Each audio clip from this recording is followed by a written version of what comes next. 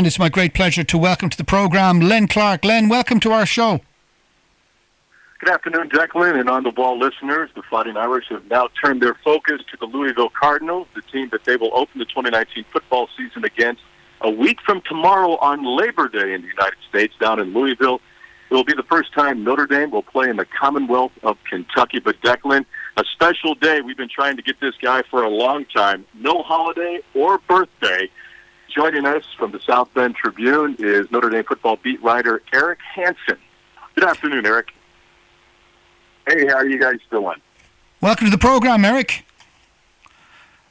Eric, thanks for having me on, Declan. You're very welcome. Eric, I just want to introduce you to our listenership. Eric is a sports writer with the South Bend Tribune, the University of Notre Dame football beat writer, and an assistant sports editor for the newspaper. Hansen has also written 2 books on Notre Dame football: Stadium Stories, The Notre Dame Fighting Irish, and Colourful Tales of the Blue and Gold in 2004, which won a first-place prize for non-fiction books from the Indiana chapter of the Society of Professional Journalists, so belated congratulations on that. The book recounted many tales of Notre Dame's football history, and in 2005, Hansen published Notre Dame Fighting Irish, Where Have You Gone?, a collection of stories and interviews about former players, and he's won a number of national writing awards from the Football Writers Association of America, and he was a member of the Football Writers Association of America committee that chose the 2006 College All-American team. And again, for people not familiar with that, All-American teams are a huge deal. They're like the All-Star teams, and they're selected, and a lot of kudos go to across a lot of team sports for the All-American teams. And in 2017, he was also named Indiana Sports Writer of the Year by the National Sports Media Association. Great to have you with us. Now, you're a native of Cleveland, I believe, Eric. I was born in the Mistake on the Lake, which is also known as Cleveland, Ohio. You're correct. Yeah, and you went to Ohio State University. So did you play over there for the Buckeyes? Did you? They were way above my level. Okay. I played some intramural football when I was in college, but not for the Buckeyes. Now, you've been covering college sports since 1983. How did you end up in Indiana? They were the ones that were willing to take me. That was my first job out of college. I was in a little town called Columbus, Indiana. Met my wife there, and really enjoyed the 3.5 years I spent there, and I've spent most of my career in South Bend. Well, it's great to have you with us on the programme, and Len was trying to get you on the show all of last season. Well, Declan, no he didn't holiday bribe or me enough. No holiday or birthday, but Declan, the great thing about covering sport, as you well know, is the opportunity to meet some great and interesting people. And I've known Eric for a number of years. He's got a great team on the South Bend Tribune that he'll allude to, the individuals that support him and the newspaper in covering Notre Dame football. But if I had to describe Eric, I'd describe him 2 ways. First of all, he's like he treats sports writing like a martial art. He's like Bruce Lee with a keyboard. And when you think of multimedia, I think of Eric because he usually has to be in 2 places at the same time. Yeah, I know the feeling. That's true, and that doesn't count. Yeah. But a big football game coming up this week, Eric, 8 days away.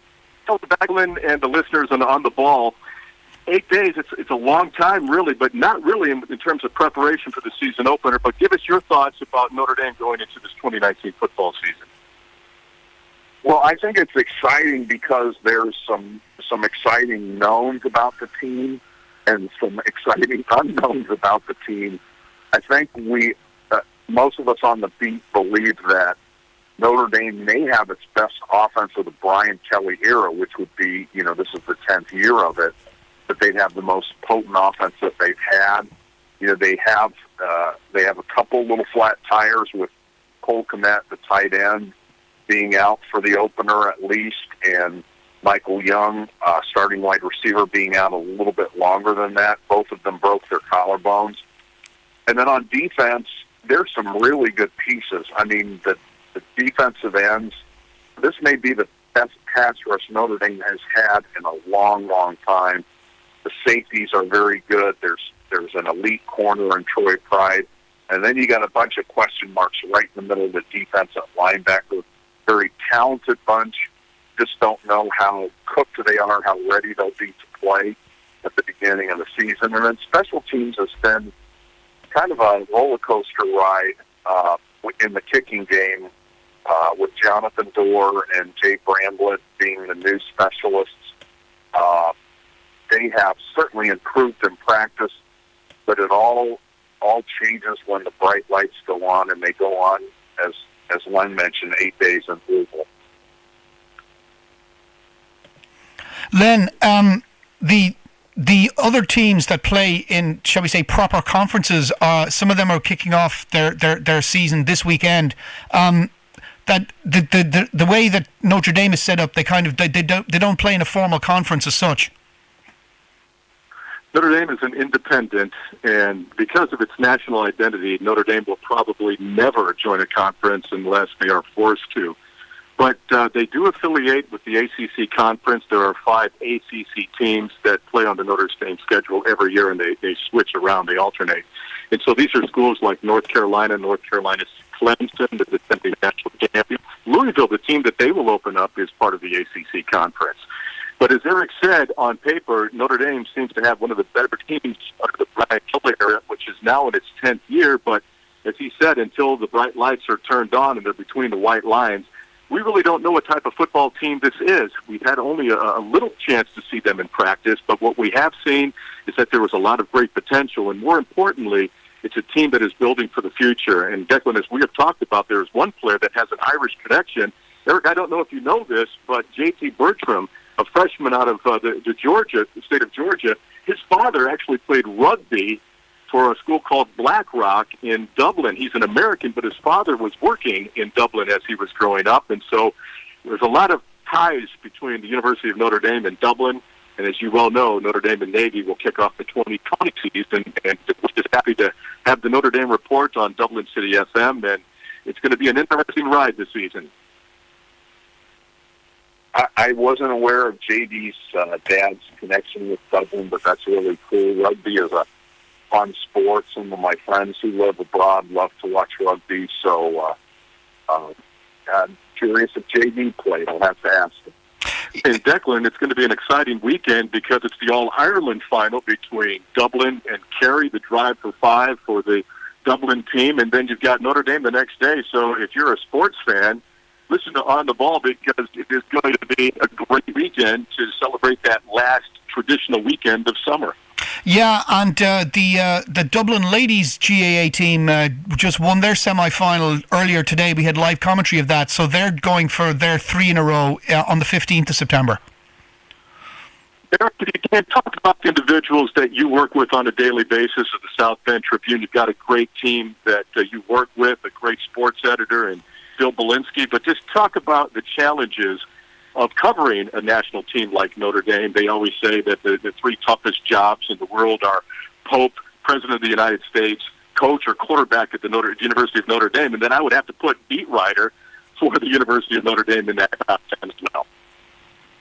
Well, it's certainly a very competitive feat, although it's collegial too. I mean, I think everybody kind of likes each other on the beat, but there's so many different places that people can get their Notre Dame sports news that it's very competitive in terms of trying to build an audience. And the guys that cover the team with me are Tyler James. He's a 30-year-old from LaPorte, Indiana, and we tweaked our responsibilities a little bit. He'll be writing some more of the game stories this year, and I'll be doing some more columns.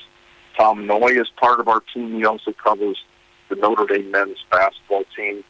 And our newest member is Carter Carls. He's been with us for about a year. He covers recruiting, also covers the team, and he is an interesting guy with weird food tastes, and so we make fun of him a lot. He's 23 years old.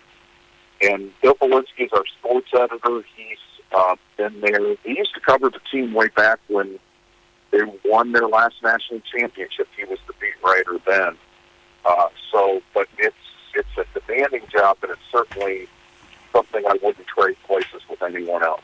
And how can individuals in Dublin find out about the work of you and the rest of the team? I think that you can get NDinsider.com overseas. I don't know if we have one of those situations where they can't access our site, but hopefully they can.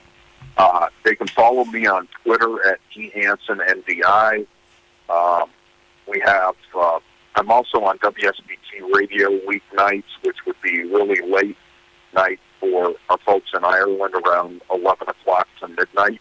If they're night owls and want to listen to Notre Dame football, you can hear that at WSBT.com and download them as podcasts. And then we also have a podcast that just turned 1 year old. It's called Pot of Gold, and you can download it from the ND Insider site, listen to Notre Dame football whenever you want. Have a live chat every Thursday at noon, which would be 6 o'clock, I think, Dublin time. And there are folks from Ireland from time to time that jump in on that and other parts of the world. So we'd be right in tune. If you guys join us, Declan, you're welcome to do that. And Declan, we've got a lot of listeners that have found out about Notre Dame football from On the Ball program, and a lot to listen to this program, and they're listening right now. And you can take a little bit of credit for helping build a subscriber base of the South Bend Tribune. Well, thank you very much for that. Now, it was interesting that you mentioned being the quarterback is one of the most difficult jobs there is, being the quarterback of Notre Dame. I have some audio from Chip Long where he talks about how Ian Book has improved as a quarterback in his time with the university.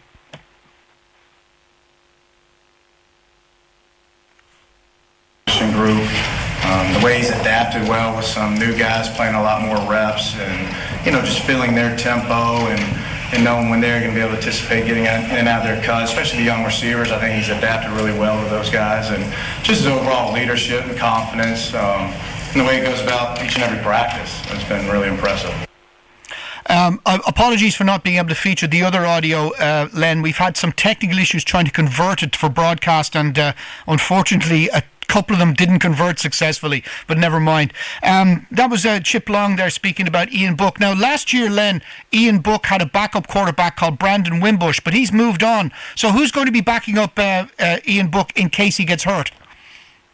Well, Phil Dracovic is the number 2 quarterback, and Eric will tell you he had a tough spring. And Ian Book was actually the number 2 quarterback going into the 2018 season.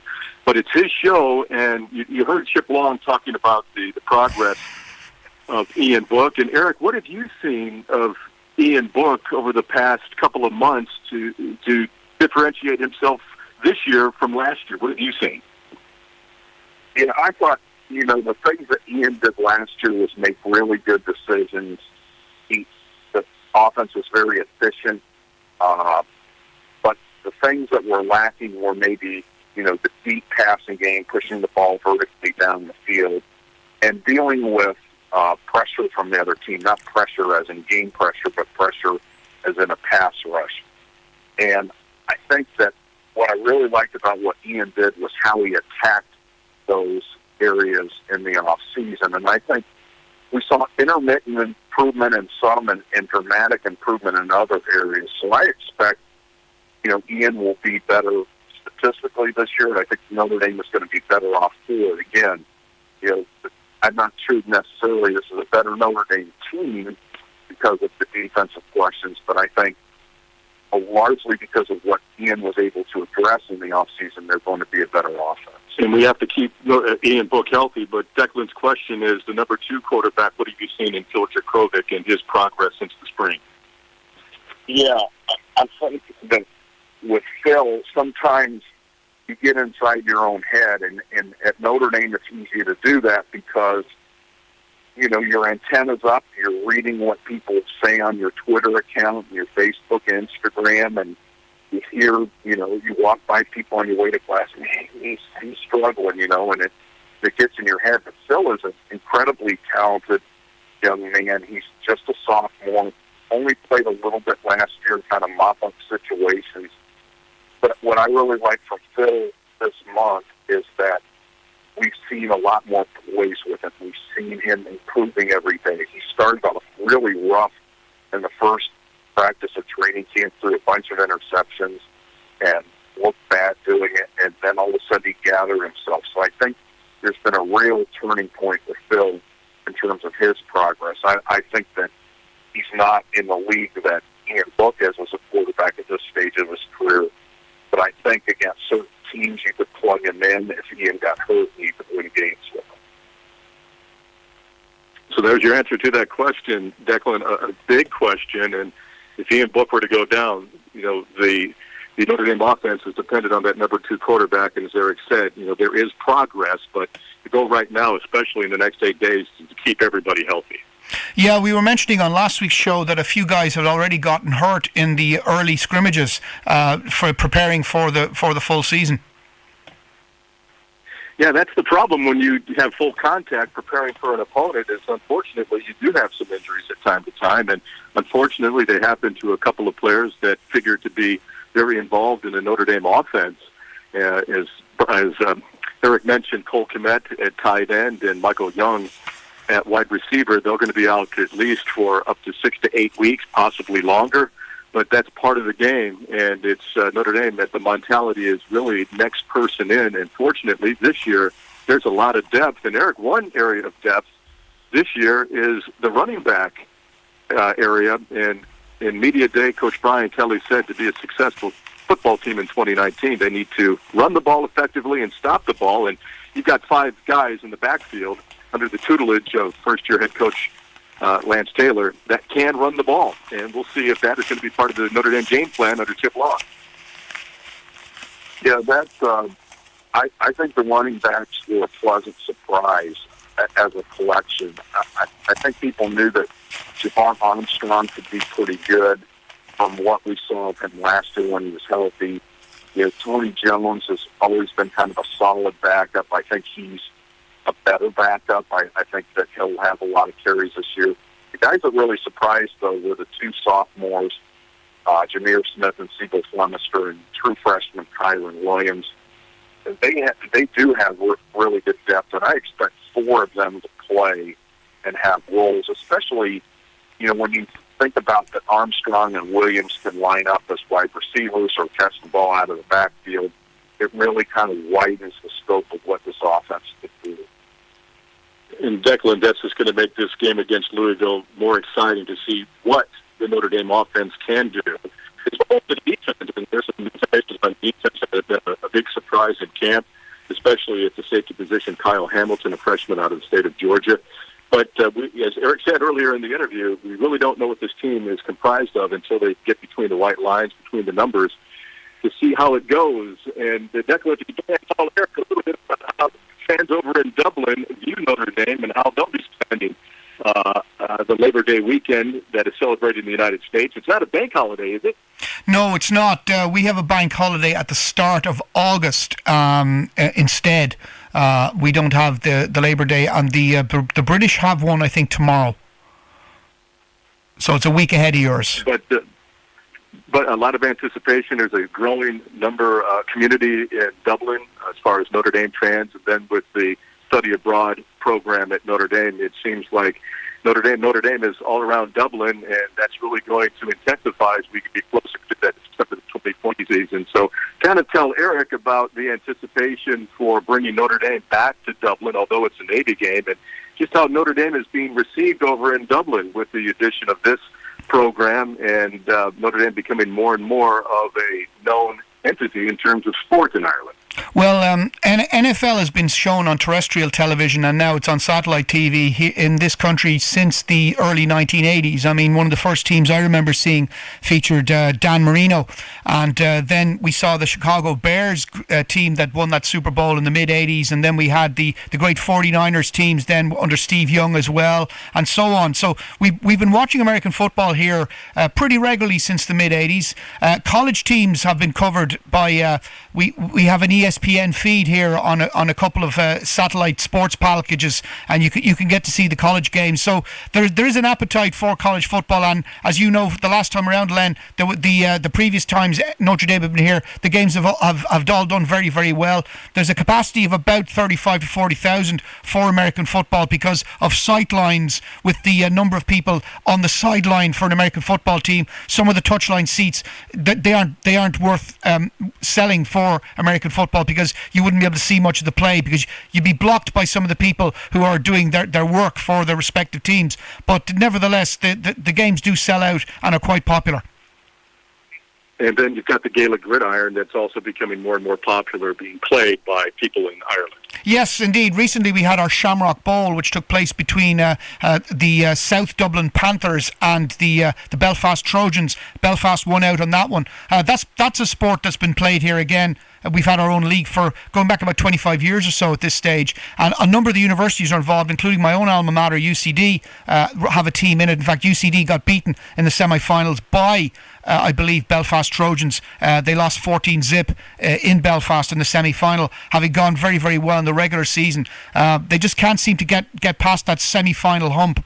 They just cannot get to the bowl, and it's something I would definitely make efforts to attend, seeing my alma mater playing in a Shamrock Bowl. But so far they haven't been able to cross the Rubicon and get to the big day.